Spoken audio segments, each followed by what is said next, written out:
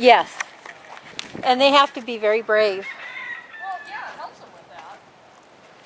Because when you're riding, you know, you're going to be behind them.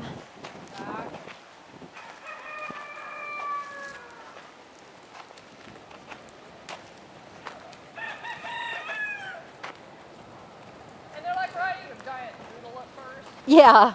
Well, it's kind of like watch me at the obstacle course. Some of the turns were kind of exasperating.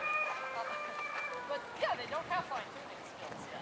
Well, what was nice is you had the agility to, you know, if he stepped forward. The foresight to know where to put him eventually. Well, but like when he went through the water box kind of fast, you just kind of went with him. Yeah. I wouldn't have, you know, I probably would have had to pull him. If you trip and fall and get dragged by the yeah, you know, it's okay to let go at that point. And it's safe to let go there. It is. You know, the lines may get tangled on stuff, but all in all, especially if they're this used to them, it's not that good. What are you doing that lid? Well, I had the lid in the round pen because that was his stall. And he was peeing in the shady part. And then if I wanted to lunge in the round pen, they'd slip in the wet spot. So I put trash can lids where he peed. You don't want to pee on that. It's not. Right. And so sometimes he'd flip them over and move them. And Now, see, Pawnee would have thought of that as target training. Darn if I could get that hook not to be installed. I took all the shavings out and had rubber mats in. Now, you would think that's about as uninviting as this litter box could be. Why do you think the tarps are under the thing? Yeah. I didn't want him to pee in the loafing shed. Because if the mare pees there, he pees on it, then she pees on it, then he pees on it, and then it just becomes a toilet. Yes. And a stinky one. Oh, it just drove me nuts. Doug's horse was so neat. He in one spot out in the corral. And he pooped in one corner of the corral, just near the bin. Yeah. And I think if I'd parked the bin in his corral, he'd pooped in it. Isn't it funny when you clean stalls, almost all the time when I clean stalls, the horse will come out and smell around and poop. Oh, yeah. It's like here. Dan has been known to turn around and present so I can catch it with the fork. The only problem is he has a rather large pile. Yeah. It fit on the fork, but at least it was nice of him to talk. Yeah. I'd like to think that was a kindness on his part, or he wasn't just saying, yo, slave, clean this up. Yeah. In his case, I think he's being nice. I always say I'm Fifi. The maid service is here this morning, and I did say stop that last line, and I had to he's so funny, isn't he? The way he. about it, but he's like, no, I'm going to You know, I read an interesting treatise online. I've got to find the guy again. And he was talking about pressure. Yeah. And he said, everybody says use pressure and release on a horse to train him. And they all say they got it from Tom Dorrance and those guys. And he said, but they misinterpreted what he was saying. They said a horse already has and feels pressure when you present him with something. Sure.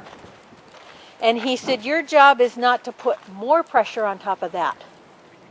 Your job is to help him find a way to release that pressure he puts on himself when he's presented with something. Finding his keeper. Right.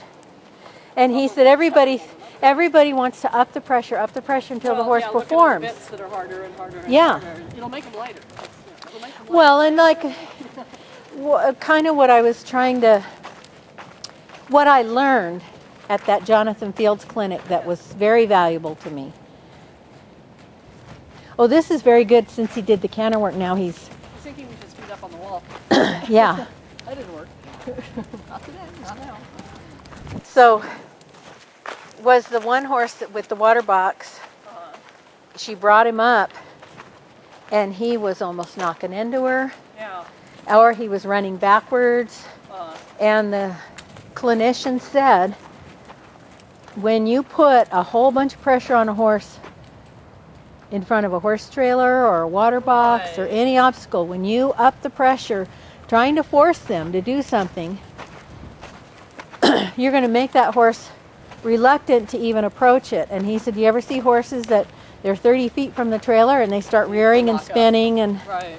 And he said, because you've created, Yeah. Instead of making that Uh, trailer the happy place, it's the place where Yeah. the whip comes out. that's the pain for yeah. And he pain said, or- you want to make just in front of the trailer the sweet spot. Yeah. And he Well, said, it's they'll like go in. bridges. And I'm trying to think who the trainer was I saw working that. It was some Western trainer on RFD-TV when they first started RFD-TV. Uh-huh. And the guy's out in this field, and there's a wooden bridge. Just a trail bridge. And this horse didn't want to go near it. Okay. So instead of, kick and spur and force, he just went off to the other side of the field, low and low and low. And then when they were ready to stop, he rode towards the bridge. And before he got to a point where the horse was a little leery of it, but he was still close enough, he stopped. He just let the horse stand for about 2 minutes. Catch his breath. And then he asked him to go forward towards the bridge. And if there was any reluctance whatsoever, no problem. You just turn and go low, but low, but low. Yeah. Gosh, pretty soon that horse wanted to go to that bridge so bad. I thought, well, there's the first thing, is you got to get him to calm down and regard the thing rather than be fearful of it. Right. And that doesn't mean he has to put his foot on it today, but he needs to be able to stand near it without anxiety. Yes. And eventually the curiosity will kick in. You hope. Yes. And by the time he was done, he was taking the horse across it. It wasn't a big deal, but I thought, that's smart. If you've got a horse that's, well, it's like watching people do trail gates. Trail gates require a lot of things. If Oh. your horse doesn't know how to side pass 2 turns on the forehand, turns on the haunches, and have an obstacle move next to it, don't try it. Go do those things. Yeah. And eventually you ride up next to the gate, you reach over and you rattle it. Ah. The horse doesn't completely panic, and that's it. And when they stand there and let you rattle the stupid gate, you pat them and praise them right away. And you keep doing that. So that they learn when they come up to a gate, they get to just stand Yeah. and wait for the next direction, whenever that might come. And they need to stand and wait, not just hurry on Exactly. through. The most obnoxious ones are the ones that try to open the gate themselves, and especially when you have a rider who thinks that's cute. Wait till your dog gets caught on the latch of the gate one day, and you're going to discover that really isn't much fun to ride through. Dan's a little obnoxious with gates sometimes, our own gates, because that means we're going. Yeah. And so that's part of our training is we stop and stand. And sometimes I make him stand a really, really long time. And he's learned the national anthem. And when we finish a gate, we stop and stand. Oh. And we just hang out. Going through a gate does not mean zoom. Now, Kathy, talk about, kind of loudly, how important it is to have the horse wait for you to cue him and not. Oh gosh, you don't want them making, it's not a trick. We're not teaching them that gates are a trick that we learn and then he can do it his own way. It is very specific training. And just like side passes or any of those movements, we don't want him to second guess you, become a smart aleck and say, I can do 16 of those steps, watch me. Because it's going to pay off later when you are asked to side pass 3 steps and go over a log, and your horse will listen and take each step one at a time as he's asked. If they get on that log and they think, okay, I'm side passing right, and they go zipping right off the end of the log, you may have just DQ'd because you weren't supposed to go off the end of the log. Or you may be asked to straddle that log and stand.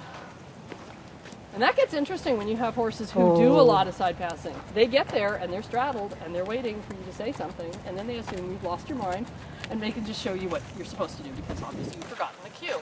And the next thing you know, you have a horse who's totally fidgeting, who's side passing right and left and showing you all the different ways he can side pass, because isn't that what we always do when we get on a log? Ah. We teach them bad habits if you make it a trick. So when, like, you're teaching them to ground drive with Zeus, if I am going along and he stops, I let him stop for a second. See, I did pull on that left rein and you ignored me. And I'm stubborn. Because we're heading with you. And It's important that you give and them he the would cues. and he would stop, and I let him stop, and I praise him. You offered me a stop,